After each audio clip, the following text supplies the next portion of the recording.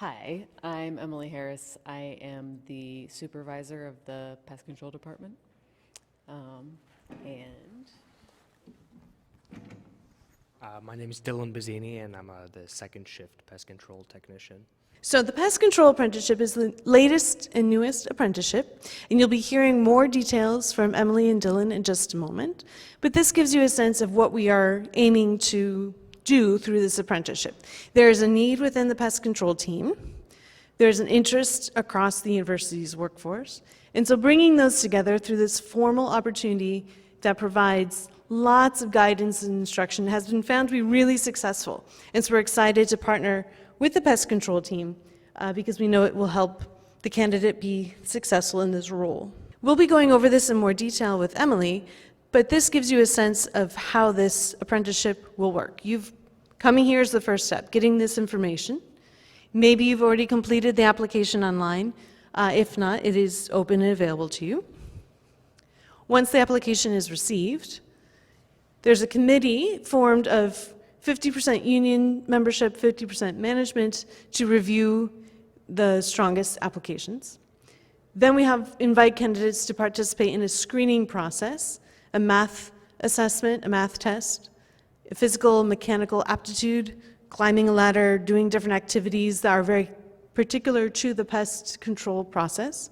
And then interviews, just to see if this is a good fit. Would the candidate be a good fit for the pest control team? Is the pest control team the right fit for this candidate? Offers will be made to the strongest candidates.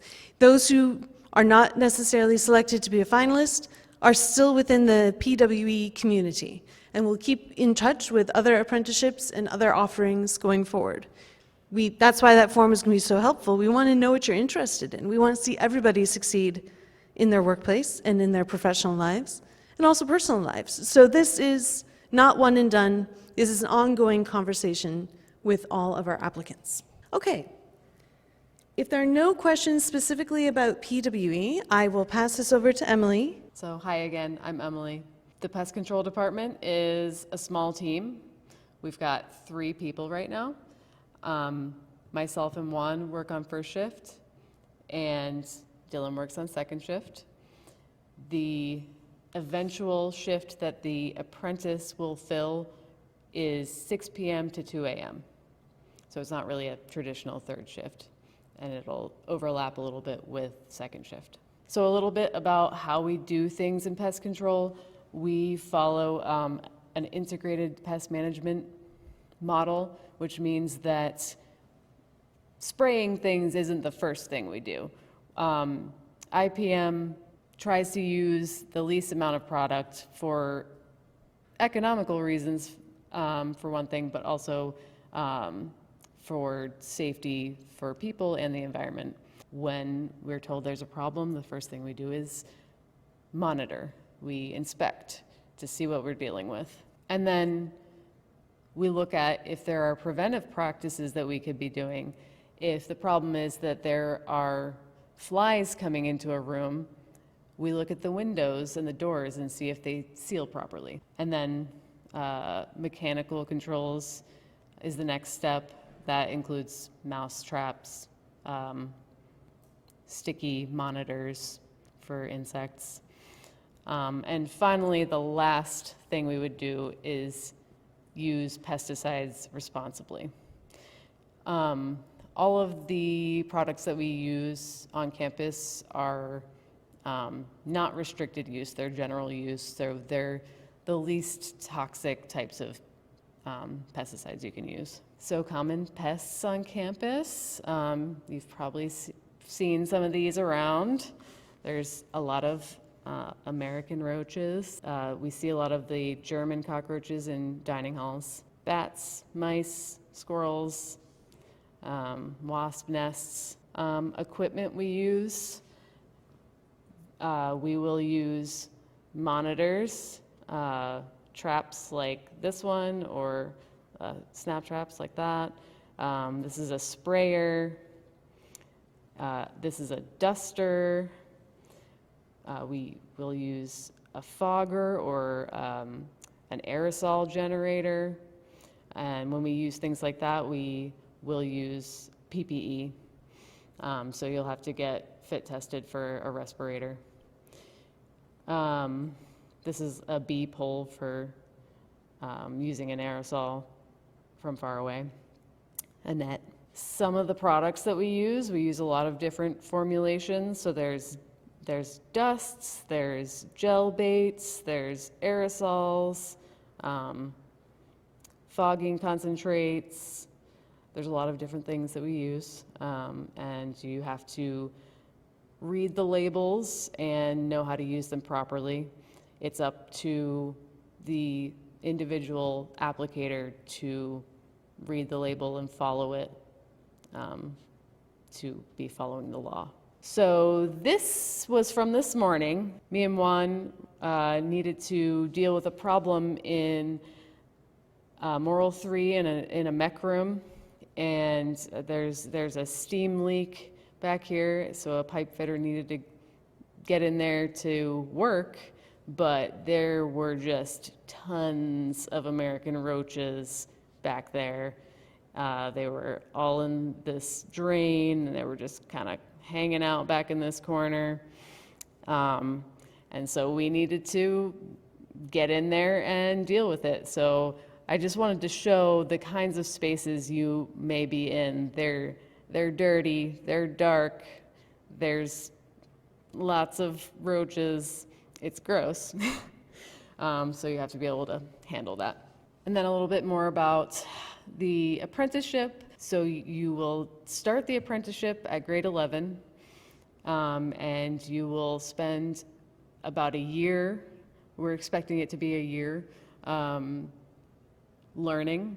You'll do hands-on learning, which before you have your license, you can do things like use mechanical traps, you can use mouse traps, you can use monitors, but you can't use any of the pesticides until you have your applicator license. So for that stuff, you would be observing.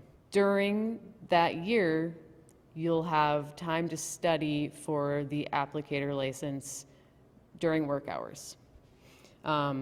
It won't take you a year probably to study for it, but it is a lot of information. You have to remember laws. You have to do some calculating area to figure out how much product you might use. Once you feel like you've studied and you're ready to take the test, you can go to review sessions, which should be happening on campus. I don't know if they'll be in person, they might be Zoom, but they're review sessions that you go to before you take the test.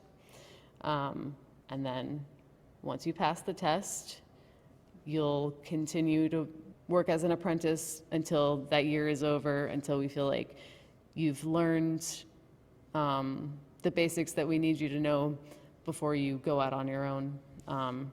So when we feel like you have gotten to that point, that's when you will graduate from the apprenticeship. You'll move to the evening shift, and you'll be grade 13. Any questions? So during the apprenticeship, what are the hours? So during the apprenticeship, you'll work first shift, 7 a.m. to 3 p.m. And then once you get, you'll be at 6 to 2. Yes. And is that overlapping his? It does. 3 hours overlap with Dylan, so you'll be able to work together, which will be great because you're not on your own right away. Yeah. Are those the only 3 shifts? Yeah, Okay. And it's one person? one person, yeah. I remember seeing Yeah. moral science, so, yeah. Any other questions? How did you guys clear out the roaches? So we actually, well, we went twice. We went yesterday and we sprayed some aerosol in the drains where they were hanging out, which knocked them down pretty well, but they start scattering. We put some gel bait around the drains, and put a bunch of monitors out, and then left for the day. We came back this morning and we used the Actisol aerosol generator, and we put that in the drain as well. So yeah, there were a lot of dead ones when we came back, which is what we want to see. The other thing is Juan will be your mentor while you're an apprentice. He is a really nice guy, and he has 20 years of experience with pest control, so he's a great person to mentor. All right, so I haven't worked at UMass for very long. I started on August 31st is my official start date. But in that time, I worked for about a month on first shift with Emily and Juan. They're both good people. They know a lot about what they're doing and what they're talking about.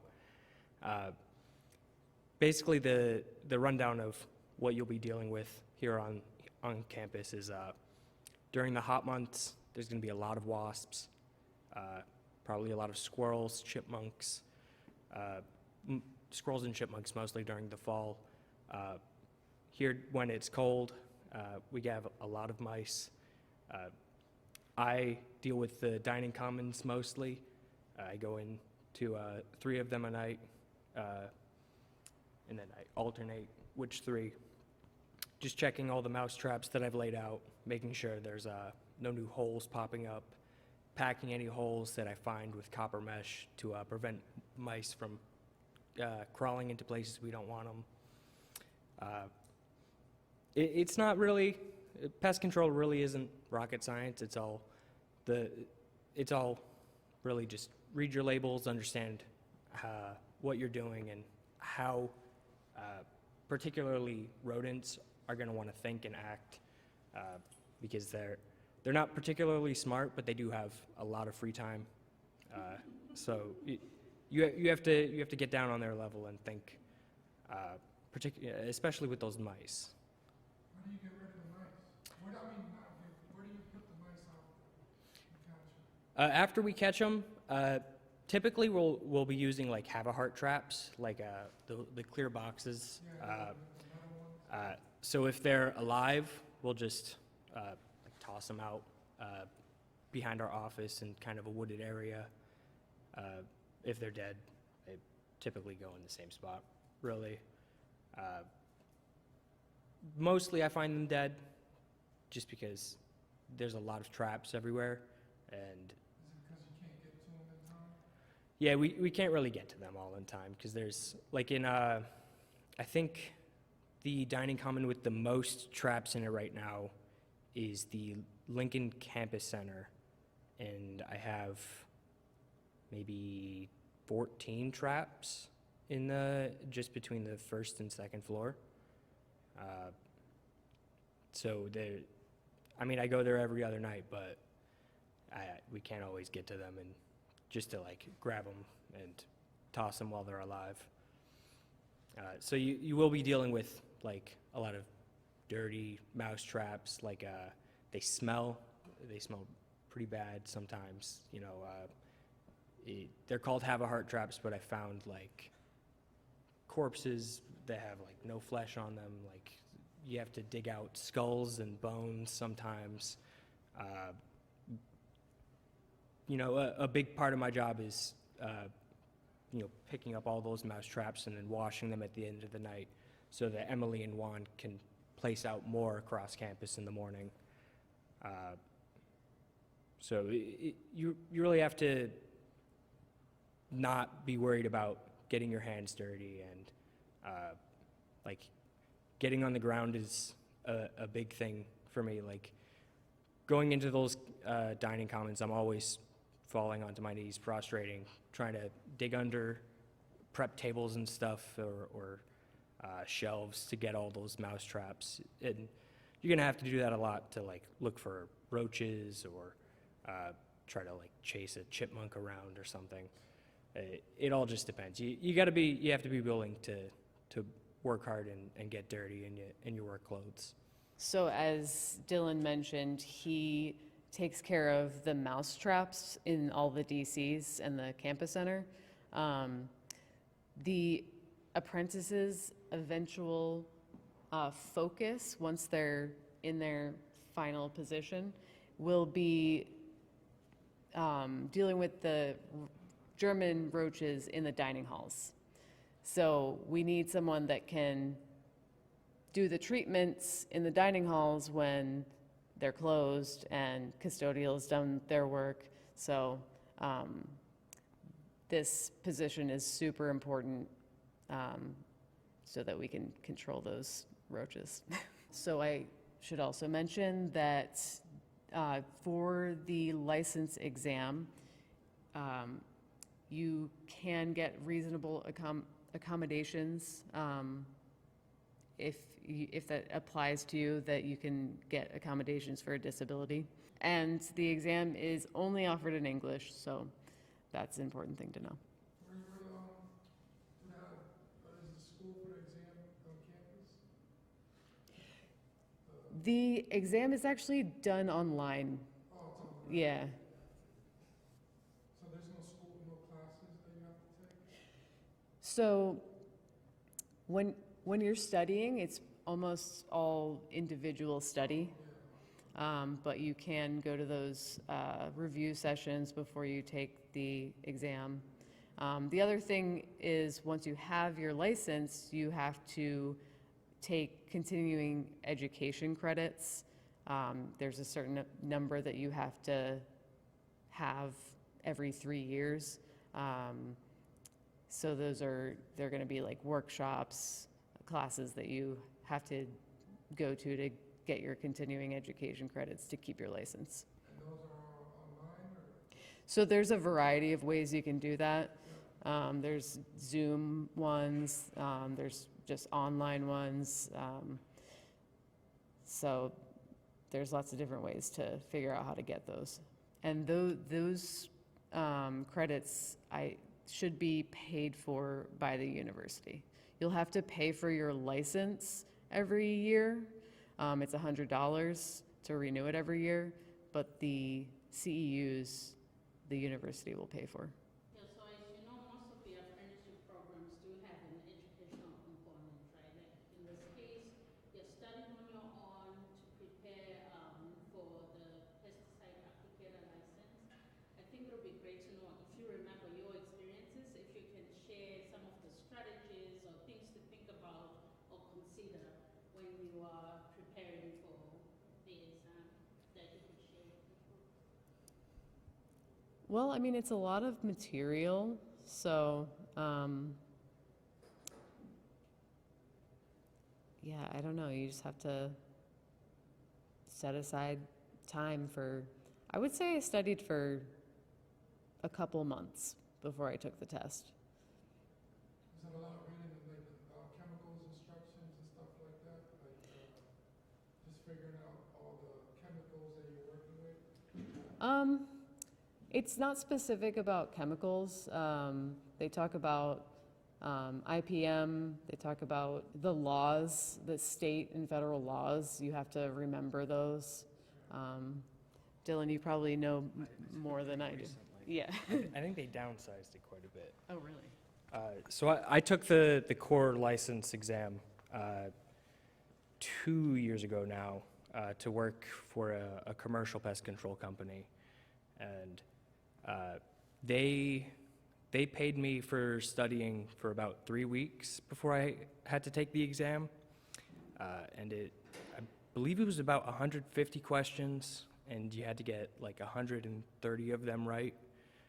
It was pretty easy, to be honest with you guys. It was a lot of the study material was just like insect body anatomy and laws about like waterways and like pesticide use restrictions and what is general use, what is restricted use, general things about IPM, that integrated pest management plan, information about like what you can and can't do around schools. A lot of the, not even a lot, all of the material that I got was actually from UMass Amherst. Do we hold the licensing, or I guess that's not. No, they just like provide all of the information for it, right? Yeah. Okay. Yeah, it's all like super concise. I got like an 80-page book that was super nice. It broke it down really easily. I just basically ripped all of the information out of that and put it into my own notebook. And by the end of that, like, month or so, I was able to pass the test pretty easily. I think with the ample amount of time that you guys will be given to study, you should be able to get it with flying colors.